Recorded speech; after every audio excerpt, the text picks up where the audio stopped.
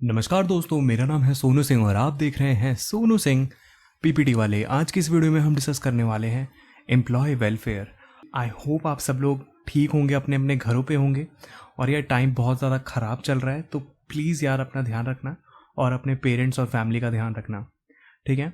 तो इस वीडियो में हम डिस्कस करेंगे क्या होता है एम्प्लॉय वेलफेयर, मतलब इसका कॉन्सेप्ट क्या होता है, क्या इसके ऑब्जेक्टिव्स होते हैं और क्या इसके टाइप्स होते हैं। दैट मीन्स कैसे कैसे किया जा सकता है एम्प्लॉय वेलफेयर, कितने तरीक़ों से किया जा सकता है।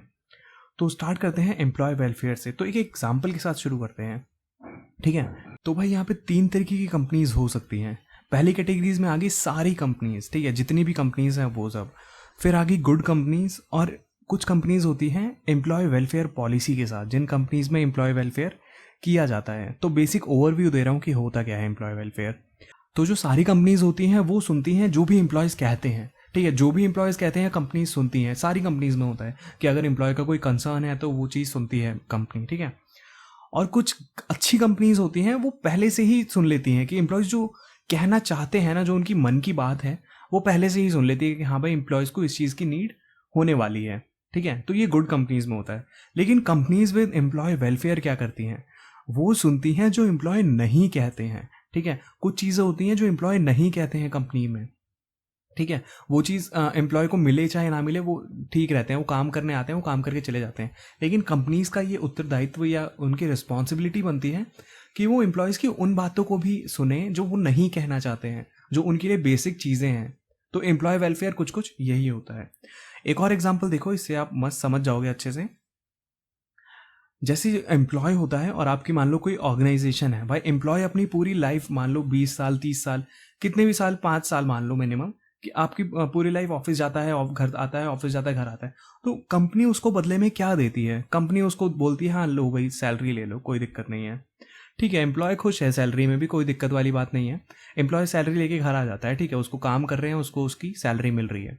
लेकिन अगर कंपनीज सैलरी के बजाय, मतलब सैलरी के अलावा, सैलरी के ऊपर से अदर सर्विसेज दें, जैसे safety, work environment, health services, canteen, rest room etcetera, इन चीज़ों की एम्प्लॉय डिमांड नहीं करता है कि हाँ भाई मेरे को चाहिए ही चाहिए। अगर एम्प्लॉय एक्स्ट्रा में दे रही हैं अगर कंपनीज एक्स्ट्रा में दे रही हैं एम्प्लॉय को ये सर्विसेज, तो एम्प्लॉय बहुत ज़्यादा खुश होता है उस टाइम पे और मोटिवेटेड होता है, ठीक है। क्योंकि वो ऑर्गेनाइजेशन में जा रहा है या किसी कंपनी में जा रहा है, तो बस ऐसा नहीं है कि बस वो जा रहा है, उसको सैलरी मिल रही है, वो काम कर रहा है, घर आ जा रहा है। ऐसा नहीं है, सैलरी के अलावा भी उसको बहुत सारी चीज़ें दे रही है कंपनी। आजकल बहुत सारी कंपनीज में होता है, और टॉप लेवल की सारी कंपनीज में ये देखा जाता है कि कंपनीज कुछ ना कुछ एक्स्ट्रा सर्विसेज देती हैं अपने एम्प्लॉयज़ को, ठीक है। तो ये था एक एग्जाम्पल एम्प्लॉय वेलफेयर का। तो एम्प्लॉय वेलफेयर में ये सारी सर्विसेज ही आ गई। सैलरी के अलावा जो भी कंपनी अपने एम्प्लॉय को दे रही है वो सारा आ गया एम्प्लॉय वेलफेयर के अंदर। अब इसका मीनिंग पढ़ लेते हैं, अच्छे से क्लियर हो जाएगा। Employ welfare means the effort to make life worth living for the workman. जो भी आपकी कंपनी में काम कर रहा है एम्प्लॉय, उसकी लाइफ को वर्थ लिविंग बनाना, ठीक है। ऐसा ना हो उसको ऐसा फील ना आए कि मैं काम कर रहा हूँ, मेरे को सैलरी मिल रही है, बस वहाँ पे फुल स्टॉप नहीं लगना चाहिए। वो बहुत ज़्यादा खुश होना चाहिए आपकी कंपनी में काम करके, ठीक है। और क्या बोला जा सकता है एम्प्लॉय वेलफेयर के बारे में? Employ welfare is a comprehensive term including various services, facilities and amenities provided to employees for their betterment. तो एम्प्लॉय वेलफेयर के अंदर वो सारी सर्विसेज, फैसिलिटीज या एम्यूनिटीज आ सकती हैं जो एम्प्लॉय की, मतलब अच्छा करने में उनको उसको मदद करती हैं, कि एम्प्लॉय को ज़्यादा कंफर्ट देने में या एम्प्लॉय को ज़्यादा खुश रखने में मदद करती हैं वो सारी activities. Employ welfare measures are also known as fringe benefits and services. तो एम्प्लॉय वेलफेयर के अंदर जितनी भी बेनिफिट्स आती हैं या जितनी भी सर्विसेज आती हैं ना, उनको फ्रिंज बेनिफिट भी कहते हैं। तो अगर आपके मतलब बुक में ऐसा लिखा हो ना कि फ्रिंज बेनिफिट और उसके बाद उसके लिखा हो, तो मतलब वो यही है कि एम्प्लॉयज़ को खुश रखने के लिए, एम्प्लॉयज़ को कंफर्ट जोन देने के लिए ऑर्गेनाइजेशन में ये ऑर्गेनाइजेशन करती हैं कुछ चीज़ें, ठीक है। तो फ्रिंज बेनिफिट्स में भी आते हैं वो सारी चीज़ें। अभी आ जाओ भाई, ऑब्जेक्टिव क्या होता है। अभी आप मीनिंग समझ गए एम्प्लॉय वेलफेयर का मीनिंग क्या होता है, कि सैलरी के अलावा जो भी कंपनीज अपने एम्प्लॉय को दे रही हैं, परक्यूजिट्स हो सकते हैं, वो कुछ एमिनिटीज़ हो सकती हैं, सर्विसेज हो सकती हैं, कुछ भी हो सकता है, ठीक है। कैश फॉर्म में भी हो सकता है, नॉन कैश फॉर्म में भी हो सकता है। तो वो सारे आ जाते हैं एम्प्लॉय वेलफेयर के अंदर। ऑब्जेक्टिव्स क्या होते हैं एम्प्लॉय वेलफेयर के? फर्स्ट है provide social comfort to employees. बिल्कुल सही बात है, एम्प्लॉयज़ को एक सोशल कंफर्ट मिलता है, उनको सैलरी के अलावा भी कुछ चीज़ मिल रही है, उसको ऐसा लगता है कि हाँ भाई मेरी कंपनी मेरे बारे में सोच रही है कुछ। सेकेंड है maintain and retain existing work force. बिल्कुल सही बात है, अगर एम्प्लॉयज़ के लिए आप इतना सब कुछ करोगे तो एम्प्लॉयज़ कभी आपके ऑर्गेनाइजेशन मतलब छोड़ने से पहले 3 बार सोचेंगे कि हाँ भाई इतनी अच्छी ऑर्गेनाइजेशन को मैं छोड़ सकता हूँ क्या इजीली, ऑर्गेनाइजेशन मेरे लिए इतना सब कुछ कर रही है, क्या मैं इसके लिए थोड़ा सा काम नहीं कर सकता। ठीक है, तो ये भी ऑब्जेक्टिव होता है एम्प्लॉय वेलफेयर का। थर्ड आ गया improve productivity and efficiency of employees at work place. बिल्कुल सही बात है, अगर आप एम्प्लॉय वेलफेयर करते हो, अपने एम्प्लॉयज़ को बेनिफिट्स प्रोवाइड करते हो, तो ऑटोमेटिकली उनके अंदर से एक मोटिवेशन आएगा, उनकी प्रोडक्टिविटी और एफिशिएंसी पे इफेक्ट पड़ेगा। इफेक्ट क्या पड़ेगा? पॉजिटिव टर्म में, वो अच्छे से काम करेंगे और मन लगा के काम करेंगे। फोर्थ है ensure betterment of employees and families and society as a whole. बिल्कुल सही बात है कि बेटरमेंट भी तो देखी जा रही है ना एम्प्लॉयज़ की, और ना सिर्फ एम्प्लॉयज़ की, उनके फैमिली की और सोसाइटी एज अ होल की भी। अगर सारे एम्प्लॉयज़ की फैमिली के लिए आप सोच रहे हो या ऑर्गेनाइजेशन सोच रही है, तो कहीं ना कहीं सोसाइटी में भी इंप्रूवमेंट आ रही है। फैमिली के बारे में कैसे सोच सकती है ऑर्गेनाइजेशन?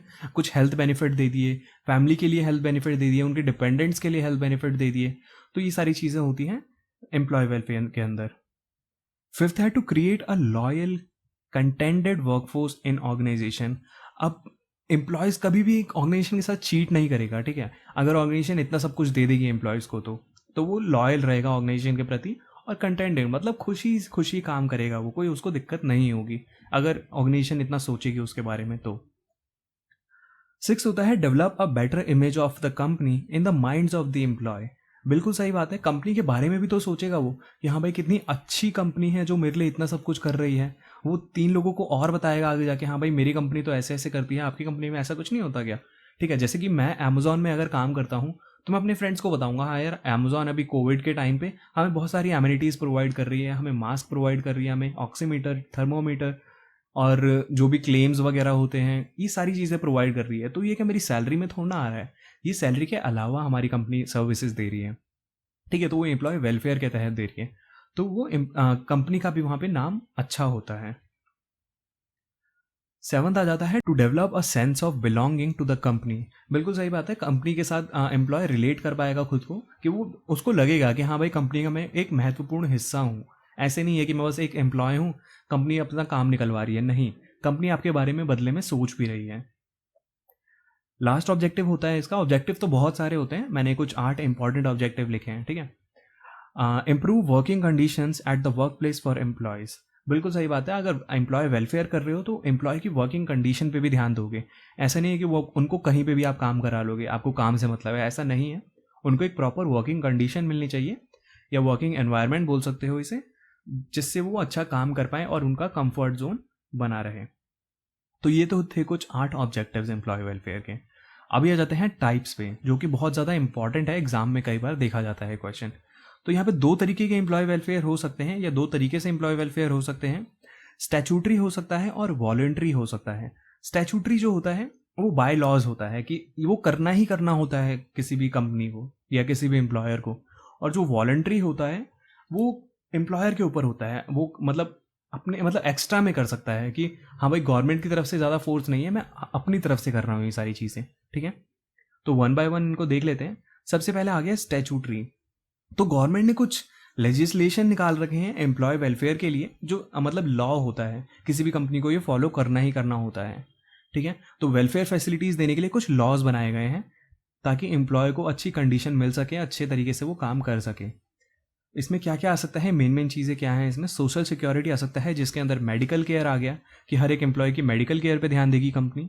ओल्ड एज पेंशन पे ध्यान देगी, अभी से उसकी पेंशन की प्लानिंग रखनी चाहिए, ताकि अगर उसको मतलब वो इनएलिजिबल हो जाए या 50-60 साल की उम्र के बाद अगर वो रिटायरमेंट ले, तो उसकी सोर्स ऑफ इनकम ना रुके, उसको पेंशन मिलती रहे, ताकि उसकी लाइफ अच्छे से गुजर जाए जो बाकी की है।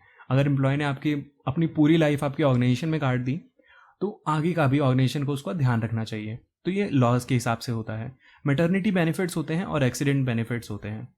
ठीक है, तो ये लॉ के हिसाब से। और इसमें कुछ एक्ट्स भी आ जाते हैं, जैसे फैक्ट्रीज एक्ट 1948, माइंस एक्ट 1952।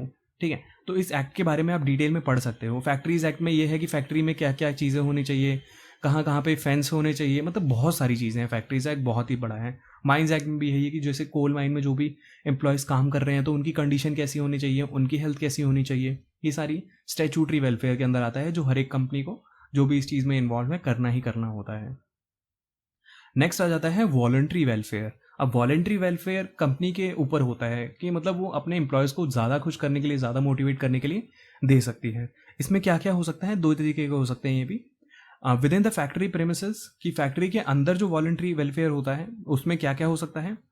उसमें जैसे हो गया उसमें अच्छा वॉशरूम देना उनको, बेदिंग फैसिलिटी भी देती है कुछ कंपनीज, रेस्ट शेल्टर्स देती है, कैंटीन देती है, ड्रिंकिंग वाटर की फैसिलिटी होनी चाहिए अच्छी, ठीक है। और अगर कोई ऐसा काम है एम्प्लॉय का जिसके लिए उसको मतलब समझ रहे हो ना कि जिसके लिए उसको प्रोटेक्टिव क्लोथिंग चाहिए, यूनिफॉर्म चाहिए, या कुछ मतलब ग्लासेस वगैरह चाहिए, तो वो सारा कंपनीज देती है। शिफ्ट अलाउंस दे सकती है कंपनी, ठीक है। With in the factory premises माना जाता है ये वॉलंटरी वेलफेयर।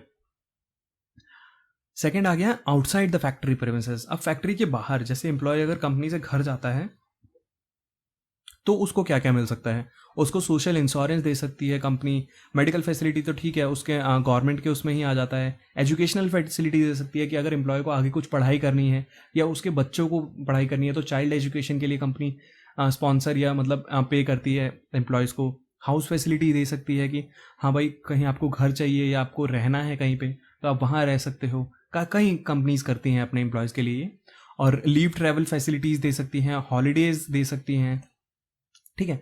तो ऐसे बहुत सारी चीज़ें हैं। ट्रांसपोर्ट भी दे सकती है, जैसे मान लो एम्प्लॉय को घर से ऑफिस आना है, ऑफिस से घर जाना है तो उनको ट्रांसपोर्ट की ज़रूरत पड़ेगी तो वो भी चीज़ देती है कंपनी अपने एम्प्लॉयज़ को। तो ये सारा वॉलंटरी वेलफेयर में आ जाता है, ठीक है। कंपनीज ये करती हैं ताकि एम्प्लॉयज़ खुश रहें वहाँ पे।